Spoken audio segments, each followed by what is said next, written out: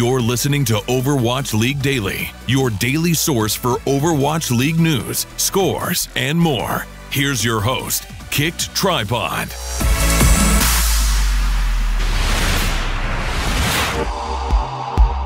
Good morning, Overwatch League fans. This is your Overwatch League Daily episode for January 3rd, 2018.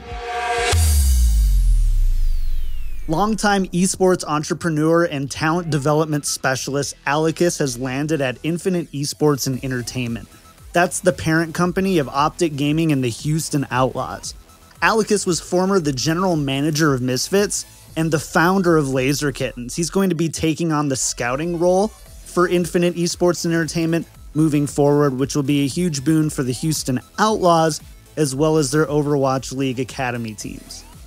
Winston's Lab has updated their website to reflect the Overwatch League preseason pick rates. While not surprising, it is interesting to note that there is a 50% delta between the 5th and 6th most picked hero. Zenyatta's pick rate was at 72%, while Widowmaker's was at 22%. You can find all this information and more, and this show, at winstonslab.com. We've discussed the Shanghai Dragons before, but honestly, there are very few people with more expertise surrounding the Chinese Overwatch scene than Jamerson Lee.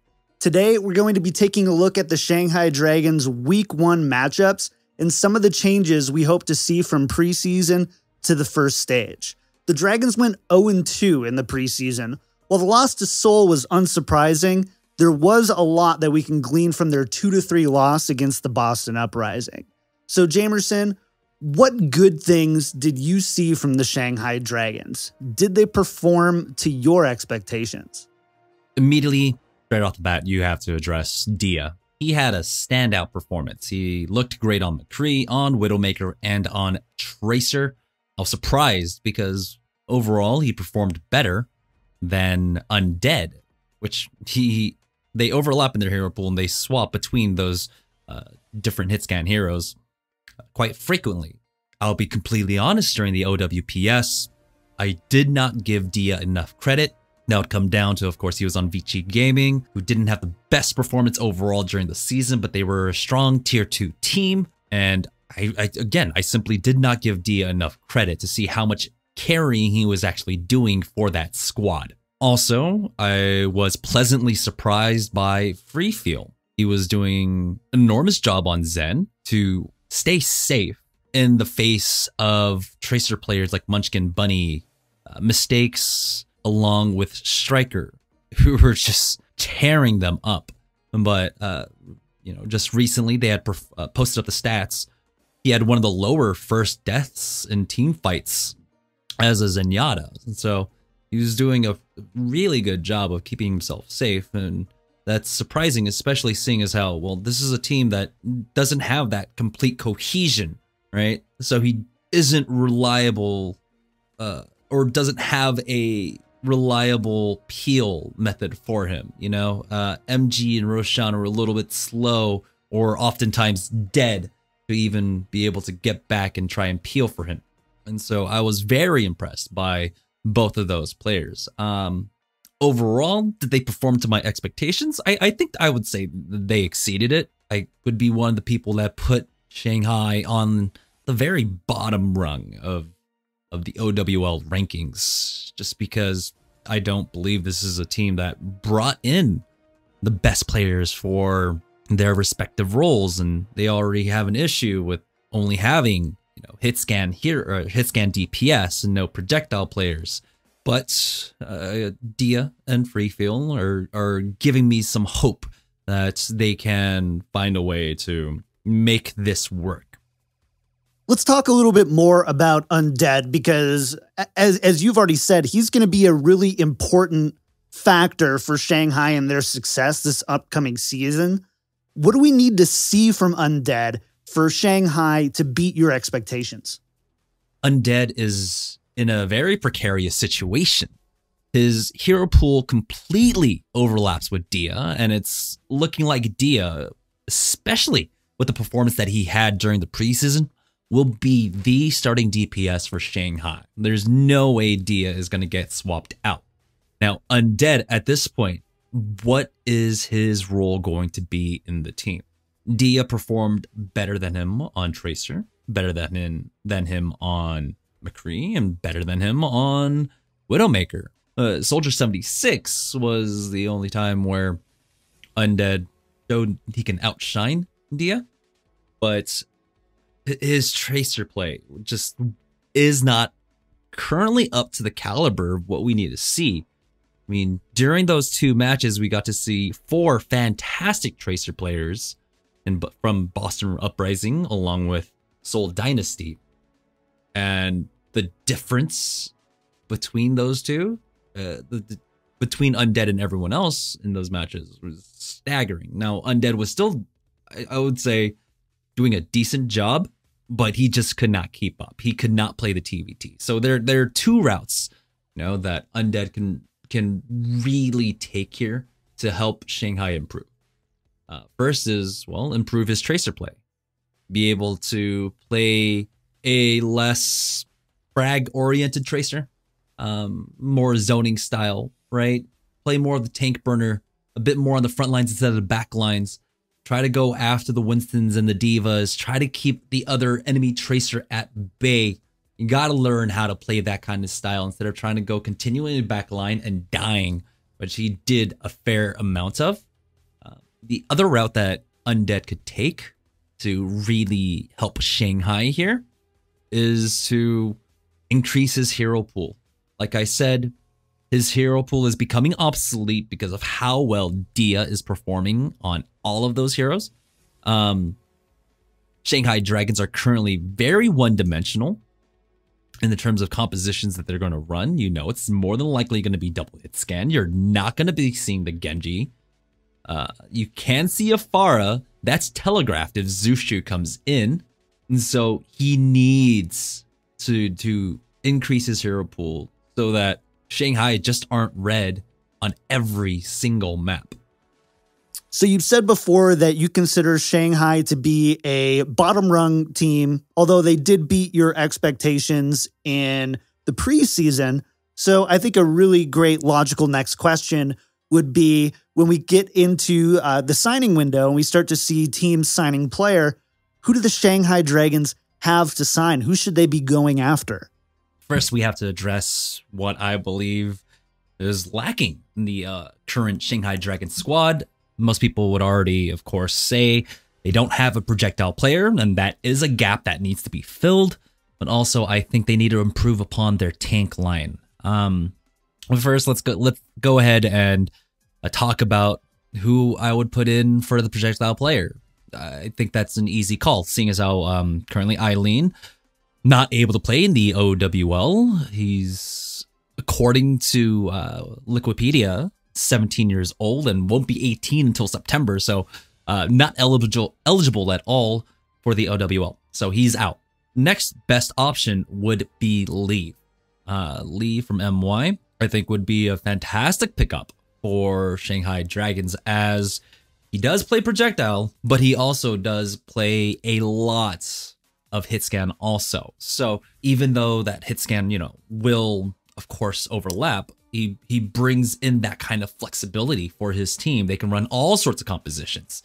Now, when we're looking to try to improve the tank line of Shanghai Dragons currently, the no-brainer there would first be Late Young, another miraculous youngster pickup.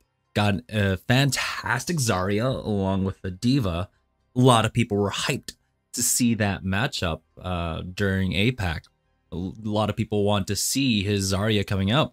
And then to try and bolster the main tank lineup, I would go with Capcan from LGD. There was an absurd amount of synergy between Capcan and Undead when they played together on LGD.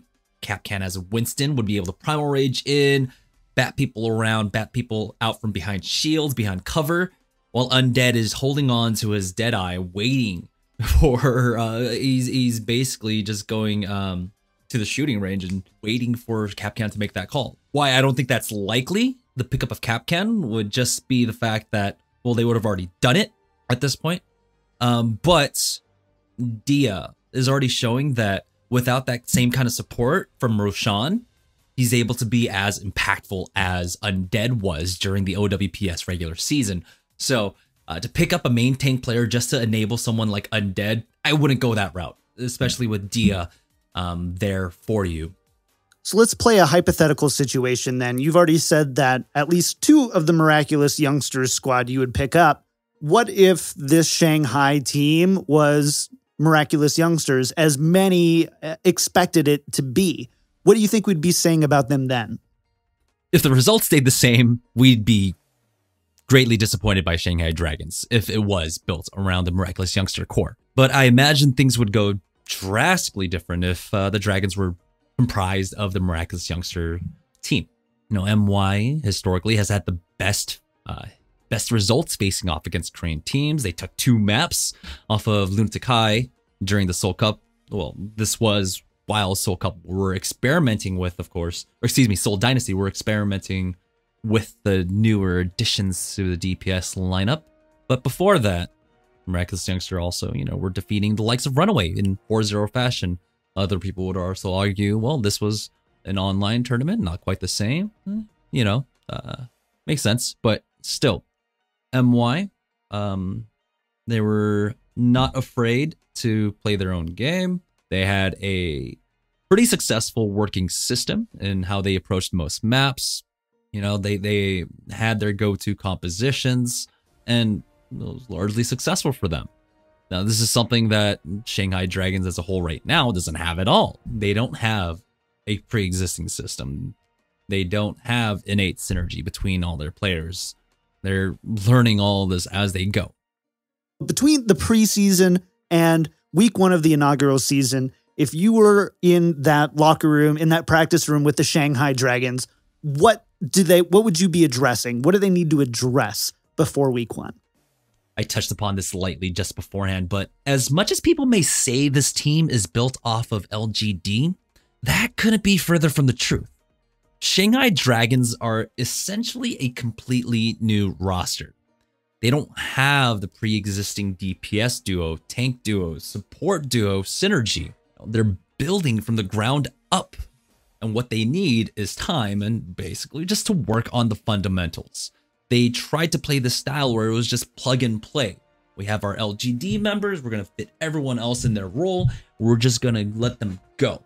And that was, you know, largely a result of the fact that, well, some of the players didn't arrive until the night before the matches took place. But I'm a bit worried that they might be taking that route. So this is just a team, once again, they're gonna need time. They need to establish their systems. They need to build a foundation upon which to build on a more immediate level. After watching what the likes of Bunny and Striker were able to do up against Shanghai Dragons, they need to learn how to deal with the Tracer. They need to, be able to call for the peel, make sure that Free Fuel always has the orb on the enemy Tracer, and that MG, Roshan, or whomever, Jushu, reacts to make sure that the Tracer isn't tearing up your team. So starting in week 1, they're going to go up against Surefour and the LA Gladiators. How do you think that Shanghai matches up against this Gladiators squad?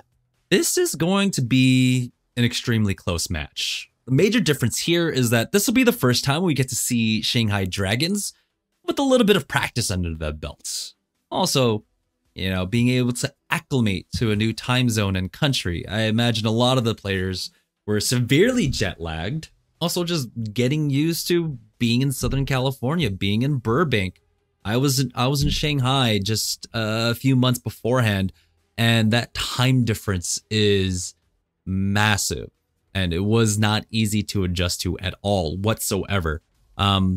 So I expect them in this last month to have, of course, dealt with that, put themselves on a regular sleeping schedule, start getting practice playing together as a full team. And so I believe we'll see vast improvements in their performance, individual and overall as a team. And there should be better team cohesion. Hopefully, they can work out some of the shot calling. It's very awkward right now, especially with how they're running their support lineup with altering 5 King and Free Feel. There were a lot of Lucio players coming together onto this squad. And so they need to find the voice. They need to find that shot calling voice, which I think they should by this point up against LA Gladiators. Now, LA Gladiators, on the other hand, really looked like they struggled. Even though they got their victory, their 3-2 victory up against Spitfire, it was up against the Spitfire that were trying out some odd things. That's a completely different topic. That was a completely different topic. I think that was a one-off really for the Gladiators to be able to take that win. Remix and Bishu, I don't know right now if they're up to the caliber, up to the level of the main tanks and flex tanks down the board in the OWL. And so player for player, role for role, Shanghai is pretty darn even up against the Gladiators. So this can go either way, but I'm leaning more towards Shanghai, honestly, especially with Dia's performance throughout the preseason. So I was going to ask you which player you felt was going to make the biggest impact on the Shanghai roster, but I have a feeling that you're going to say Dia. Is Dia the one who really needs to step up to the plate for Shanghai? So this match will once again put Dia in the spotlight. Unlike the preseason matches, I expect MG, Roshan, and Undead to carry more of their own weight. You know, we saw Shanghai struggle in the face of just the immense tracer pressure that Bunny and Striker and Mistakes were able to place upon them. This time, luckily for Shanghai, the Gladiators lacked that kind of tracer pressure in Asher. Asher had, I would say, one of the worst performances on Tracer throughout the preseason. So this is just going to really enable the other members to capitalize on the opportunities afforded them by Dia. So Dia is still going to have the biggest impact, but everyone else, it's not going to be a huge disparity between the impacts of everyone else. How about the second match of the week for Shanghai? They're going to go up against the San Francisco Shock, who many feel are pretty underrated overall in the league. They played really well in the preseason. There was a lot of great things that we saw from players like Muma and Sleepy. Where do you think Shanghai stacks up against San Francisco Shock, and can they ultimately win this one? This matchup in particular, I think the cards are stacked against Shanghai. From the San Francisco lineup, we got to see some great play out of players like IDDQD, Sleepy, Baby Bay, but most importantly, it's going to be Sleepy. I believe that he will more than likely nullify one of the DPS players on Shanghai, and more than likely, he's going to be nullifying Undead. And so it's going to put a fair amount of burden onto Dia's shoulders once again. In this matchup, I don't think Roshan or MG stack up against their counterparts either. So once again, it's all going to be Dia in this matchup to try to make something happen, but who knows? It's so hard to call, but Sleepy is going to shut down either Undead or Dia. It's whomever's going to be playing the Tracer. They are not going to have a fun time up against him.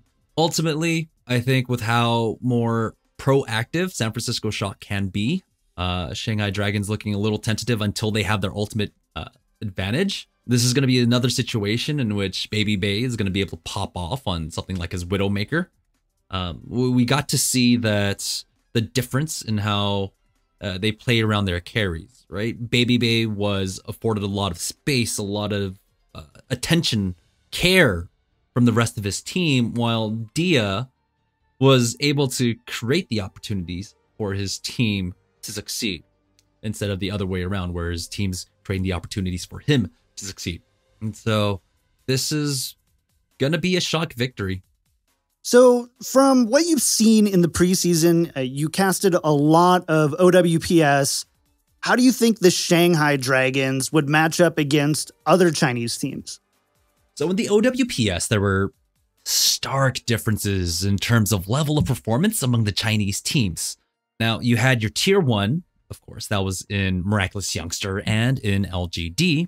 And then you had tier 2, consisting of teams like Vici Gaming, FTD, and MT1.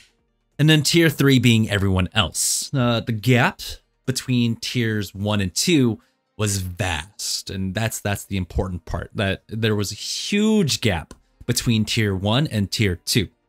Now, with the current shifting landscape of the Chinese competitive scene, I'm gonna make my comparison to pre-OWL China and say that this is a tier 1 Chinese team. Not as good as MY, not as good as LGD, but they would still be tier 1. I would say they're, because of players like Undead and Dia and Freefield performing the way he did, and having the addition of Five King on there, really bolstering up their Lucio play if they ever do get to bring that out, that would keep them above the tier 2 players, but somewhere falling in between that tier 1 and tier 2 gap, which is so vast between, the teams that were in China. Of course, MY would still stand at the top as the best Chinese team, but this is not in any means a bad Chinese team. Could it have been better? Yes, clearly, easily. It could have been MY. It could have been Miraculous Youngster, but it's not. But it's still a good Chinese team, with proper support structure, with more time. I see Shanghai Dragons improving, possibly be maybe like ranked 8th or 7th in the OWL. So since I have you, and because we have your expertise with the Chinese Overwatch scene, I would really love to know, there's a lot of Chinese players that are straight up removing themselves from Overwatch in favor of other games, like PUBG, for example. What do you think of China's future in Overwatch, just in general? So it's less indicative that Chinese players are retiring or going over to PUBG than looking at the organizations that are, bowing out. This is going to be an issue where the success of contenders will dictate the future more of Overwatch.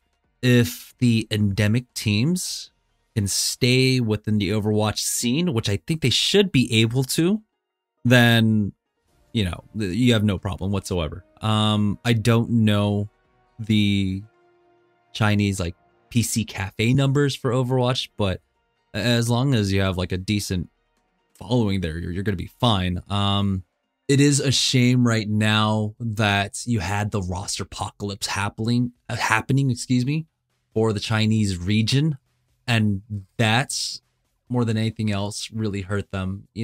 Teams like MY disbanding was probably the greatest indicator that there might be future issues in Chinese Overwatch, but hopefully organizations will come back.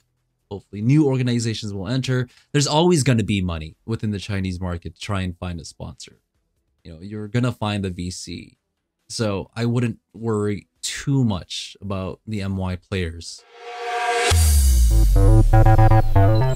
My thanks to Jamerson for being on the show. Make sure to check him out on Twitter at JetSetJamerson. On tomorrow's show, I'll be joined by Overwatch writer and analyst for Winston's Lab, Yiska, and we're going to discuss Eastern versus Western competitive Overwatch in light of the Overwatch League. Remember, you can find the show on iTunes, Google Podcasts. We are all up to date on SoundCloud now. We went ahead and got the pro version so we can put all of that content up there every week. And we're on Spotify too. We're one of the few podcasts there as well. And of course, you can find us on the front page of Winston's Lab. We're also on YouTube. Go to the show notes. We've got the link in the show notes. You can find us right there. If you want to stay in touch, email me at overwatchleaguedaily@gmail.com. Tweet me at OWL Daily Show, or join our Discord at discord.me/OWL Daily Show. That's way too much to remember, so just go to overwatchleaguedaily.com. There's links for everything for you right there. Thanks for stopping by this morning. I'll be back tomorrow with another episode of Overwatch League Daily.